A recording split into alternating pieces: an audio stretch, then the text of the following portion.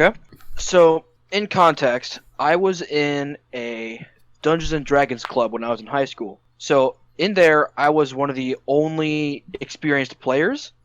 And when I was there, I played a paladin fighter multi-class. So, cool thing about the fighter and the paladin is the paladin has this ability called Divine Smite, where you use a spell to essentially give a huge burst of damage when you hit somebody. Yeah, isn't this Smite basically just a giant column of light that rains from the sky? No. Essentially, when you smack somebody, a big radiant light comes out of your weapon, and it makes them hurt a shitload more, okay? Then which one is the one I'm thinking about? Because I know there's one that's just a giant beam from the sky. That would be Moonbeam, I believe. I have no clue. You're the experienced one here. I'm not a huge spells player either. I usually prefer to be meat and metal-ite. Yeah, I know what you mean. Like, I love, like, playing, like, in every game or just D&D, just playing the big, meaty chunk that it's just, like, I can take every hit. So, just Habble from Dark Souls. Yeah, so this campaign was run by one of my best buddies who I've known for a long-ass time. And he expected me to be essentially the leader of the party. And I ended up being so because other party members didn't really know what they were doing. They were both younger than me and less experienced at the game. But we had me, a paladin fighter, a barbarian, a cleric, a rogue, and I believe a magic user. So basically a typical D&D party. Something like that. But the reason I chose to be fighter and paladin was because they both have abilities that pretty much turn you into the party tank at a really low level. And I did this with a level, I believe it was 3 in paladin, level 5 in fighter. So, the cool thing about the fighter is a cool thing they have called Battle Master, which is a choice pathway for the fighter. Now, the Battle Master essentially gives you a wide variety of abilities that essentially turn your melee attacks into a tactical advantage in a way.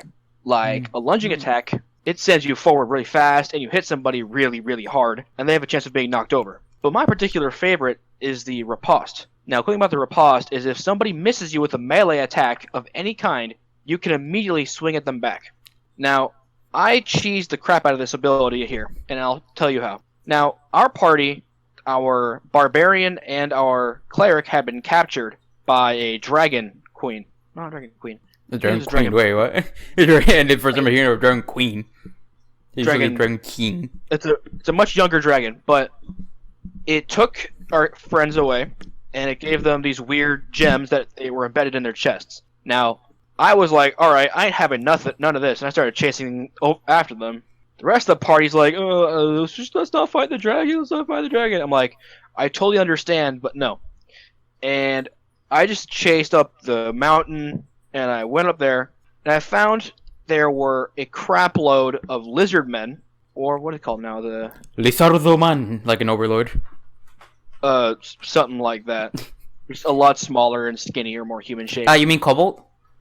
No. They're about human-sized. Human-sized?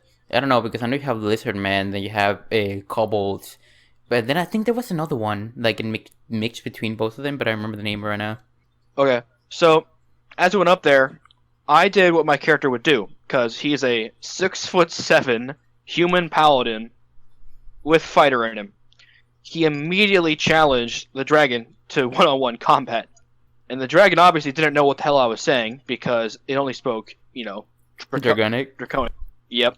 And it just saw me screaming at it with a swinging a sword around autistically. And it's like, alright, looks like some crunchy food.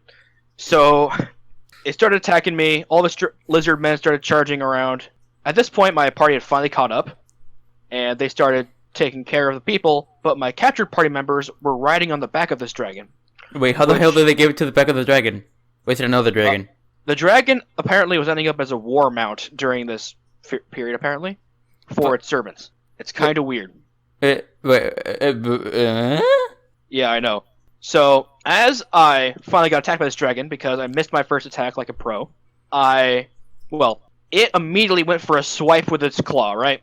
And as it did this, I actually managed to get caught by it, and instead of being tossed aside like a ragdoll, I grabbed onto it as hard as I could. And while it was flicking its arms around trying to get me off, I just keep smacking it with my sword. And while this happens, my 2 party members with the crystals actually also took damage, which I found kind of weird, but I didn't know that because Angry Paladin, not DM. Angry Paladin, dumb. Angry Paladin, smack. Yeah. So the Paladin, as Paladin, it tried to swing me back into its mouth to try to shoot I think it was a fire breath at me, but it fumbled its fire breath and just burped. But I was still in its mouth. So I just Hercules fucking held that shit open while my party members are freaking out fighting all the lizards, and the DM is wondering how the hell I'm rolling so well. I'm surprised you just didn't dive into it. Just go like in every monster movie that it's just somebody carves his way out from the inside. Yeah, totally. The only way to fight a monster is to go on the inside and tear it open. It's like the How to Train Your Dragon logic that it's just like they're immune to fire from the outside, but not from the inside. But from the inside.